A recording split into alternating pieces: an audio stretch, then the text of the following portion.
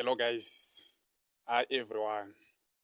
Hondo yeya yesungura versus Zim dance. Boys, pakaipa yazotengwa nemukomana anonzi Jah Master. Komana ati handingasariri pakadai. Wakomana kamuona chiri kuitika apa ndechekudaiwo. Jah Master abuda achitaura. Yeah, guys, kuti musadarikirwa nenyaya dzandinouya nadzo kana ndisati ndapinda munyaya yangu.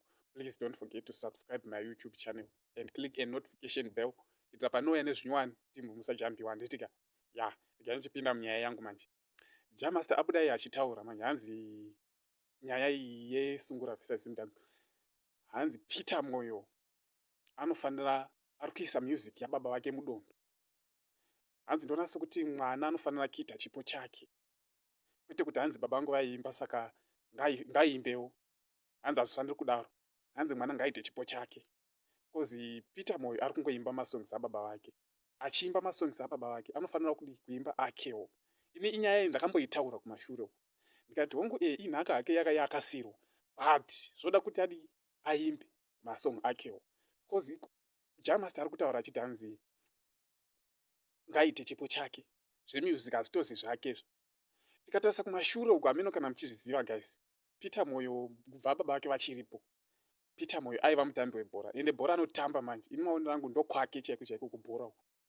Ndokwake. Zvekuimba izvi nangu handizvioni kuti zviri ndezvake. Chipo chaPeter chiri kubhora. But nenyaya yekuti mudhara aimba ashaya zvonzi angaisimudzire chipendera mudhara. But hazvinyatsi kubuda manje. Ini hangu Jah Master ndamupigira pakuti arikutaura kuti mwana anofanira kuita chipo chake. Ngatisamanikidzwa mwana kuti hanzi ita zvakati nekuti ini ndozvandaita kana kuti baba vako ndozvavaita. Because zvipo hazvifanani. Ndo maonero andiri kuita hangu nyaya iyi. Hameno guys kuti imi munoionawo sei. Nyorai kucomment box kuti munozvionawo sei nyaya dzenhaka idzidzi. Kuti munhu anofanira kungoita kironi here kana kuti munhu anofanira kuita chipo chake. Oendera mberi nechipo chake chakapo. Thank you guys, ndokanyaya kandauya nako. Please don't forget to subscribe my YouTube channel. Thank you. Peace.